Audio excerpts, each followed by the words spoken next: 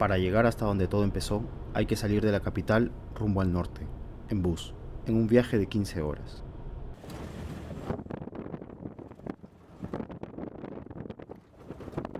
Luego, tomar otro vehículo que te lleve a Bagua, la ciudad donde se inicia la selva. Esta selva. Son 6 horas más.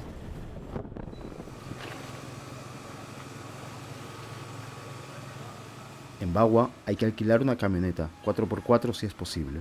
En otras 3 horas llegarás al puerto de Imacita. Desde ahí es media hora más para llegar a Las Cruces.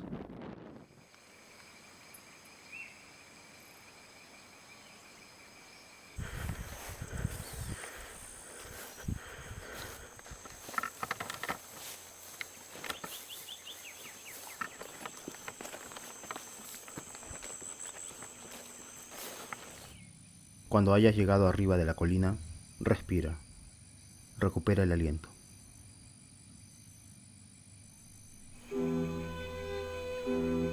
Entonces entenderás por qué esta región del Amazonas ha resistido a los incas y a los españoles a lo largo de toda la historia del Perú.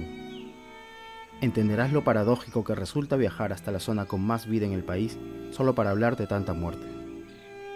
Entenderás que lo ocurrido en esta maleza, bajo este árbol, no es el lugar donde todo empezó, sino el último acto, el momento final de una cadena de eventos que empezó a miles de kilómetros geográficos y sociales. Eventos que hoy, desde este preciso lugar, no puedes distinguir, no puedes ver o no has querido ver.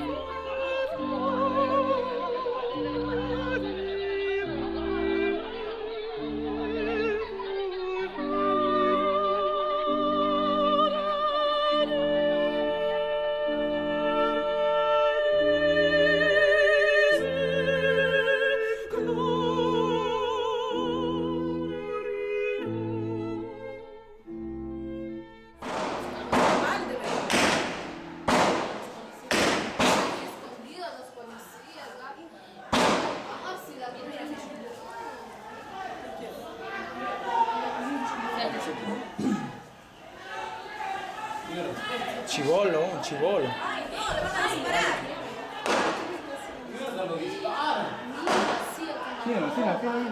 Está filmando, está filmando.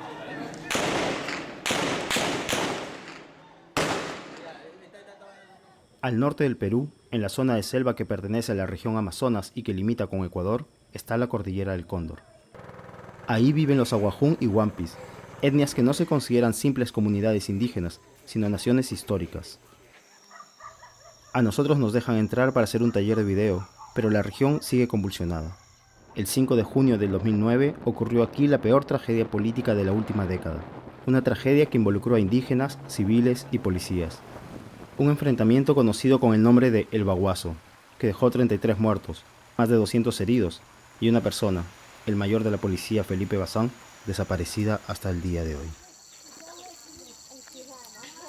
He entendido la Amazonía a través de los olores, los sonidos, los sabores.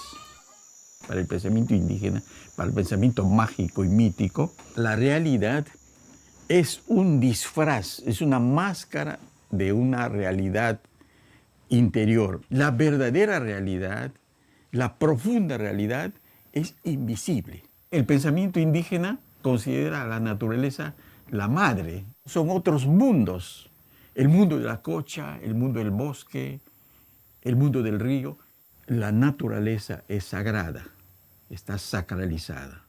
Para Occidente, desde la época de Aristóteles, pasando por Bacon, por Descartes, para ellos la naturaleza es un bien de renta, es un insumo. Hay que someterla, dominarla, extraer lo que tiene de riqueza, ¿no es cierto? Una concepción totalmente machista sobre la naturaleza. Esa concepción, esa visión ha llevado a Occidente, a la economía moderna, a esta esquizofrenia extractivista sobre la naturaleza que pone en riesgo la humanidad.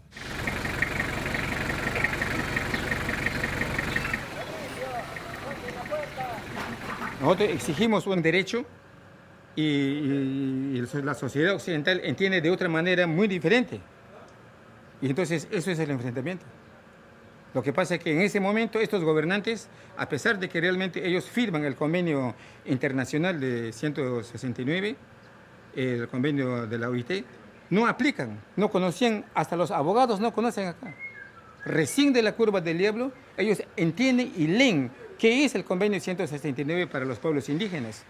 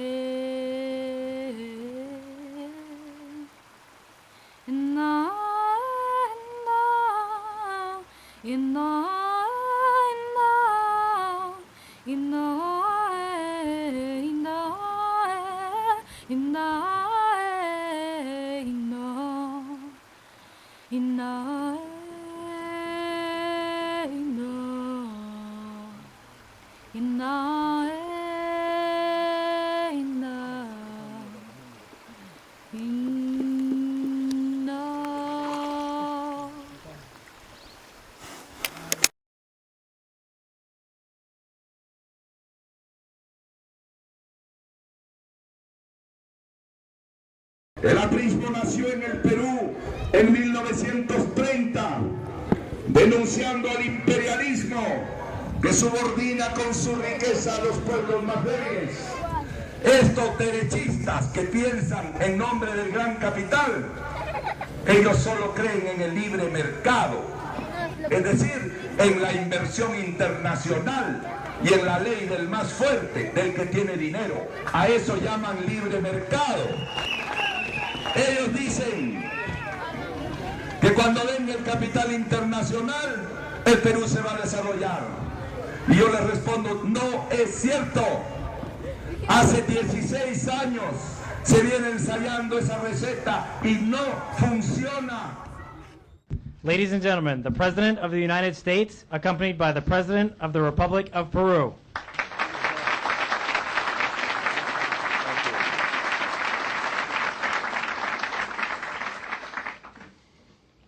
It's a great day for Peru. I wish to express my sincere recognition to Your Excellency. Your Excellency, you should be sure, as well as the members of the Congress and the American people, that in Peru this treaty would not exclude the poorest or the Peruvian workers.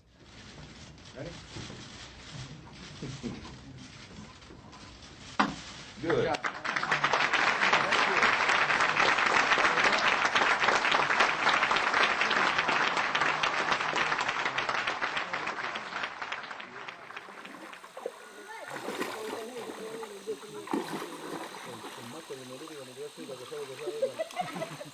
Con el ingreso de la minera Afrodita a territorio indígena, empezaron los reclamos, las cartas de los nativos dirigidas al Congreso, al Ministerio de Energía y Minas, a las autoridades de Petroperú.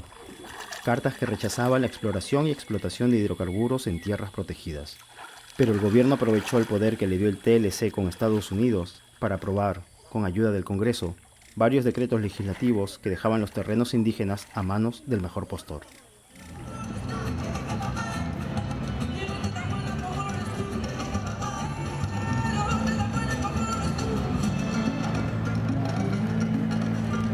El Congreso delegó facultades legislativas al Poder Ejecutivo para que legisle en materia de Tratado de Libre Comercio. Se sacaron como 100 decretos legislativos que se necesitaban para poder cumplir con ese acuerdo que ha sido muy importante, que está vigente. Había una variación de cómo se decidía sobre las tierras de la comunidad. Cualquier acto de disposición sobre las tierras antes del decreto legislativo 1015 requería el voto favorable de no menos de las 2/3 partes de la Asamblea. Con el decreto legislativo 1015 requería no menos del 50% de los comuneros asistentes a la Asamblea. La disminución del aval ya no estaba técnicamente sustentada y tampoco esa decisión había sido materia de consulta a los pueblos indígenas. En la ley forestal anterior al decreto legislativo 1090 no se permitía el derecho a propiedad sobre las tierras forestales. El decreto legislativo 1090 sí lo permitía. Hubo una preocupación de que estas tierras que antes eran del Estado y varias de estas tierras incluso ocupadas por pueblos indígenas pudieran luego ser otorgadas en propiedad a actores terceros, ¿no?, que no fueran las comunidades. No, a compañía.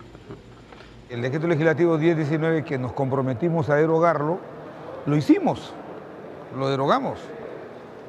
Y aún así estos señores eran de la idea que no se derogara uno, sino 11 decretos legislativos.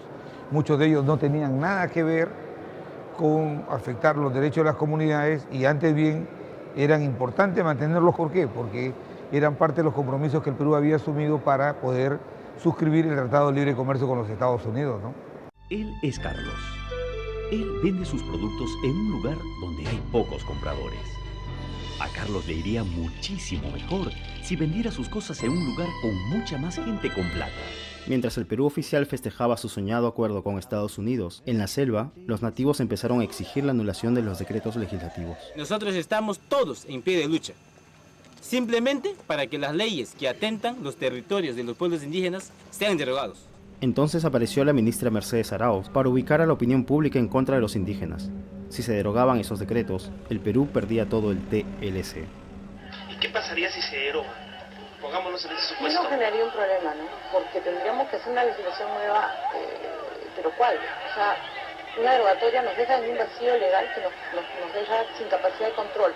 Nos podrían llevar a un panel de incumplimiento y decir, ¿y eso qué implicaría? Que podríamos ponernos sanciones, sea comerciales, sea sanciones de otra naturaleza, hasta la declaración de que el tratado no está siendo cumplido. Aumentaron los reclamos, pero el 2007 no había tiempo para protestas.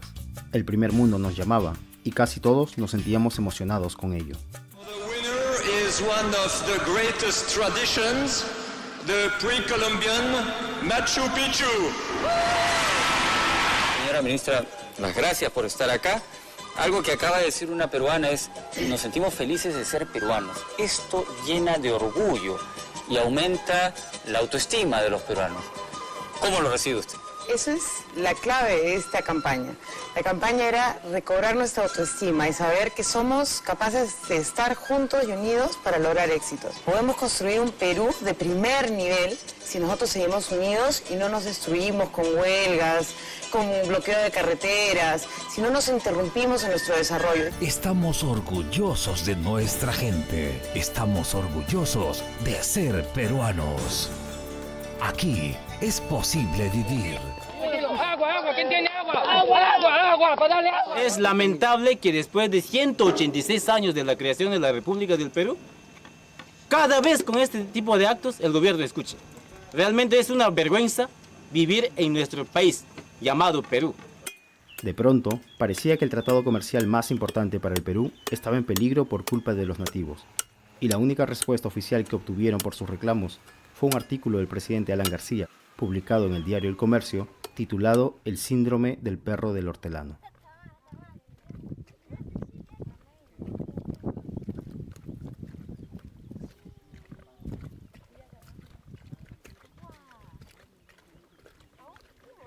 Las ideologías absurdas, panteístas, que creen que las paredes son dioses y el aire es Dios, en fin, todavía volver a esas fórmulas primitivas de religiosidad donde se dice no toques ese cerro porque es un apu, no toques esos peces porque son criaturas de Dios, no me toque a mí esta zona que es un santuario.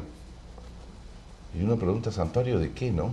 Es un santuario porque ahí están las almas de los antepasados. Oiga, las almas de los antepasados están en el paraíso seguramente, no están ahí.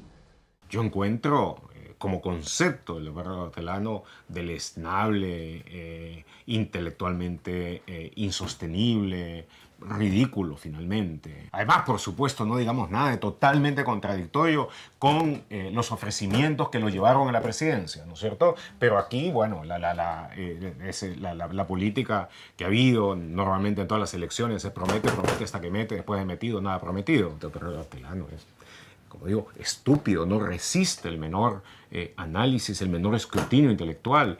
Hay pensamiento conservador que es sólido, fuerte. Se puede estar de acuerdo con él o no, pero es respetable, tiene fuerza, tiene consistencia.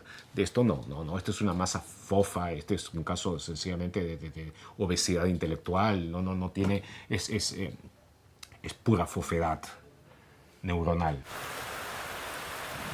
Si en esta región existe algún atraso, no es en ideologías o creencias, sino en temas tan prácticos y tangibles como el agua, la salud, el medio ambiente o sacar un DNI.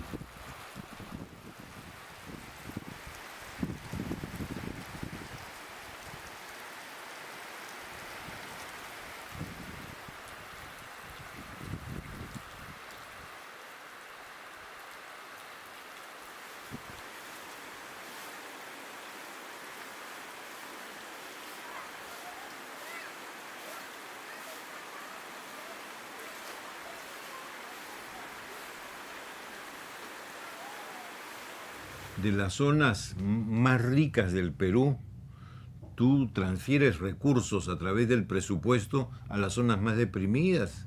Yo no veo que haya un sentimiento antinativos, no lo veo. Te soy bien franco. No es que los olviden, o sea, pero discúlpame. no sé, en salud. O sea, hay un olvido que eso no se puede negar. Como quisiera que en cada cuadra hubiera una posta médica y que tuviéramos colegios sensacionales y universidades magníficas. Oye, feliz seríamos todos, pero ¿hay los recursos para todo eso? Ay, pues. ¿Por qué llamamos olvido a lo que se llama imposibilidad? ¿Acaso el presupuesto es un barril sin fondos, lleno de oro y que alcanza para todo? No es verdad, pues. No es verdad. Y el Perú ha tenido muchas limitaciones presupuestales durante décadas. Entonces decir, los pueblos olvidados del Perú, no me jodan.